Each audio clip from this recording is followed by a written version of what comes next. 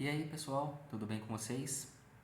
A pedido de um dos alunos aqui do canal, eu estou gravando esse vídeo e esse vídeo estou conectando a um banco de dados. Ele também é um teste aqui que eu fiz, um sistema teste, para poder explicar para o Sérgio de Curitiba como podemos conectar um sistema em um banco de dados e não utilizar a parte de migrations do Entity Framework.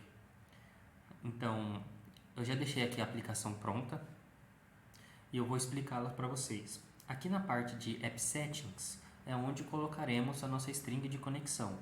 Então aqui eu ocultei, porque aqui eu estou conectando num banco de dados da AWS, SQL Server, ele está aqui. Então eu criei essa tabela usuários, vou executar aqui, ela não tem nenhum registro. E vamos lá. Então aqui na parte de, eu criei uma pasta chamada contexto. Dentro dela eu estou herdando do DB Context.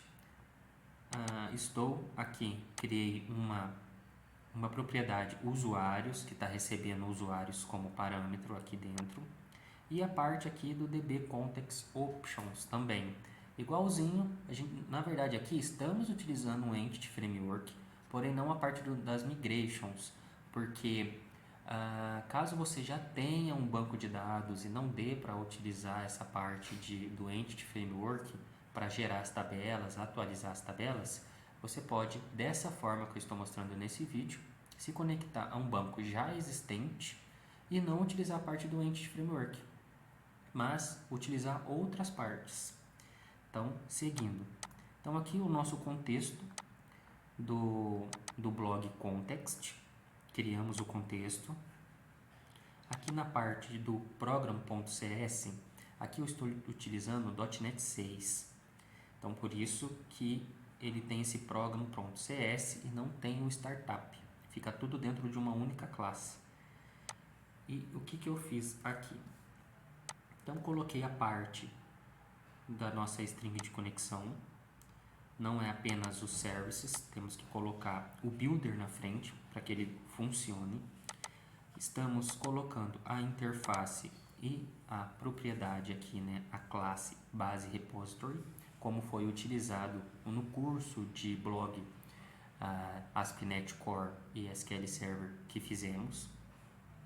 E aqui na parte de baixo a interface e a classe também de usuário, porque dessa forma a gente consegue utilizar a injeção de dependência sem precisar ficar instanciando toda vez que queremos utilizar essa classe. Então essas três linhas de configuração colocamos dentro do program.cs. Ctrl B é um atalho para exibir essa barra lateral esquerda.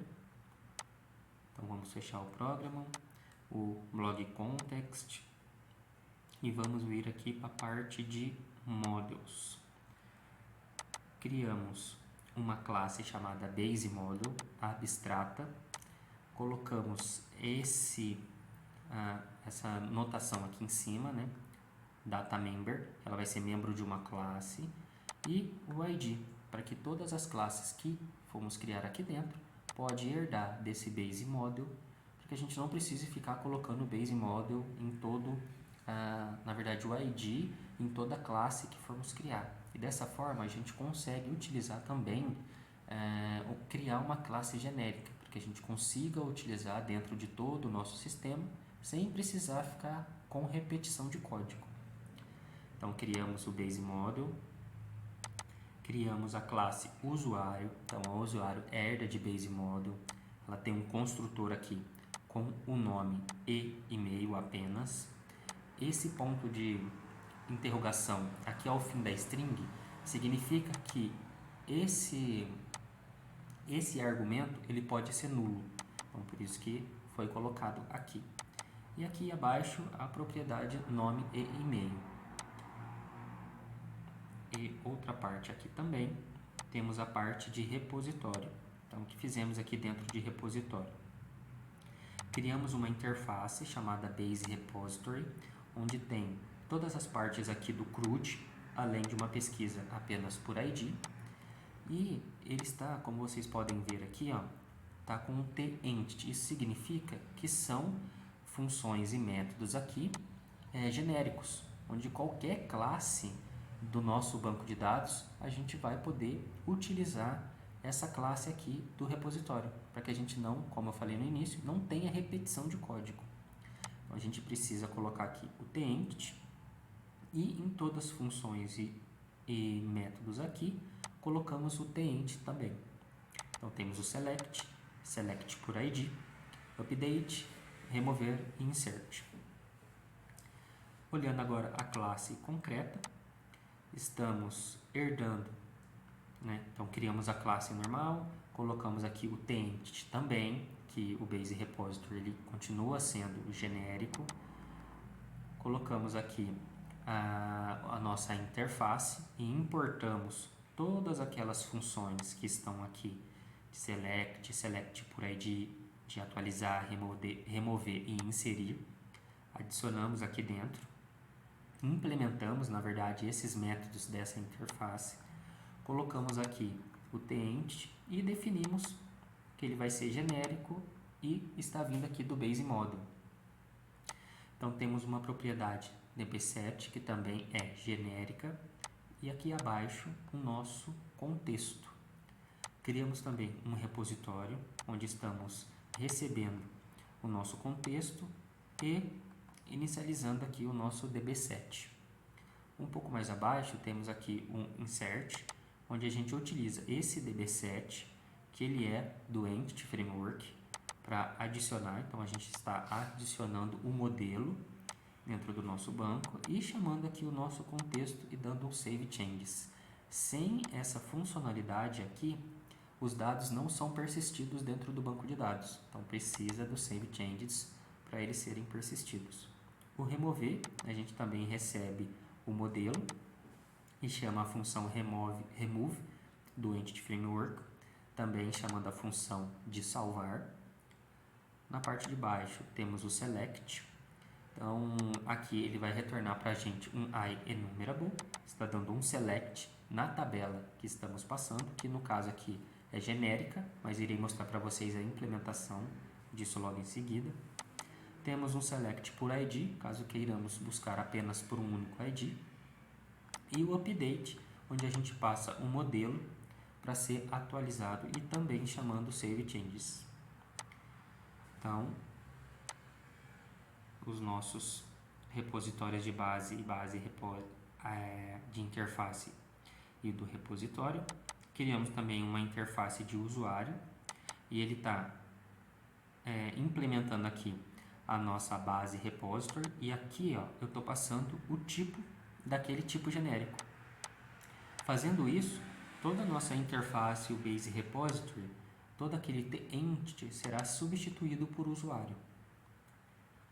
Então, e aqui na parte de usuário repository, e aqui pessoal, ó, por que a gente não implementou nada, né? Como ele é uma interface e eu estou aqui recebendo uma outra interface, eu não preciso implementar. Então, as funcionalidades dessa interface estão sendo passadas para essa interface aqui. E nessa classe, que é a classe concreta, eu passei o meu base repository, que é a classe concreta base nossa, passei o nosso tipo, que é o usuário, e a nossa interface aqui, que é o usuário repository. E aqui dentro criei apenas um construtor, passando o construtor para frente. E o porquê que aqui não tem nenhuma funcionalidade? Porque toda a implementação fizemos dentro do Base Repository. E como dentro de usuários queremos utilizar todas essas funcionalidades, a gente não precisa reescrevê-las, porque elas já estão dentro do Base Repository. Por exemplo, caso a gente crie aqui uma outra entidade, né, que será uma outra tabela, conta, por exemplo, e essa conta a gente só quer inserir e atualizar. Aí sim, implementamos aqui as funcionalidades de inserir e atualizar apenas. Dessa forma, vai ter tabelas que vai ter apenas aquelas funcionalidades específicas que ela precisa e vai ter tabelas que precisarão do CRUD inteiro. E dessa forma também a gente não repete código. Como vocês podem ver, tudo fica dentro do Base Repository. Tudo aqui dentro. Isso é um padrão de projeto chamado Repository Partner. Então, aqui, voltando na nossa classe concreta de usuário, herdamos aqui tudo aqui na parte de cima, colocamos o nosso construtor, também criamos o nosso ViewModel, que é o nome e e-mail, que estamos utilizando, que iremos utilizar dentro do nosso controller. Então, aqui a parte de banco de dados, ok. E agora aqui no nosso controller, eu fiz tudo dentro do controller home, é apenas um exemplo. O que fizemos? Colocamos aqui uma propriedade iBase Repository e dentro do construtor estamos herdando também, estamos recebendo aqui como argumento a interface e aqui inicializando ela. Como estamos utilizando injeção de dependências, não precisamos dar um new aqui, porque o próprio programa ele fica responsável por isso. Aqui na parte de baixo, então temos o index, que esse index ele vai exibir todos os dados que estão dentro do nosso banco de dados. Então aqui estamos utilizando o usuário repository, que é essa propriedade nossa que criamos aqui em cima, e chamando a função select para receber, buscar do banco de dados todas as informações que tem lá. Logo abaixo temos a action adicionar, que ela só exibe a tela para a gente. Aqui temos uma outra action, só que ela é post, também chamado adicionar, e recebe como argumento aquele ViewModel que criamos. Temos o nome aqui de modelo. O que ele faz? Ele pega os dados que estão vindo da view da nossa tela, que é o nome e o e-mail, cria um novo usuário, insere dentro da tabela. E esse redirect to action aqui, pessoal, é para que a gente não precise criar, na verdade é para que a gente não retorne para a página adicionar. A gente está redirecionando para a nossa página principal, que é a index. Então, logo abaixo também temos o atualizar, que é a mesma coisa. Então, ele recebe o ID, o nome e o e-mail, busca pelo ID no banco de dados, atualiza o nome, o e-mail desse usuário que foi retornado através da pesquisa, atualiza a informação e redireciona para a página principal também. E o remover é a mesma coisa, a gente busca o usuário no banco de dados, remove ele e é redirecionado para a nossa index também. Então essa daqui é a implementação e eu vou mostrar aqui para vocês a execução do programa. Então não temos nada cadastrado no banco de dados, como mostrei para vocês aqui. Vamos executar de novo. Não tem nada cadastrado. Então vamos acessar aqui, clicar no adicionar, vamos colocar aqui um nome e um e-mail e clicar em salvar. E ao clicar em salvar, ele vai inserir essa informação dentro do banco de dados e exibir aqui para a gente.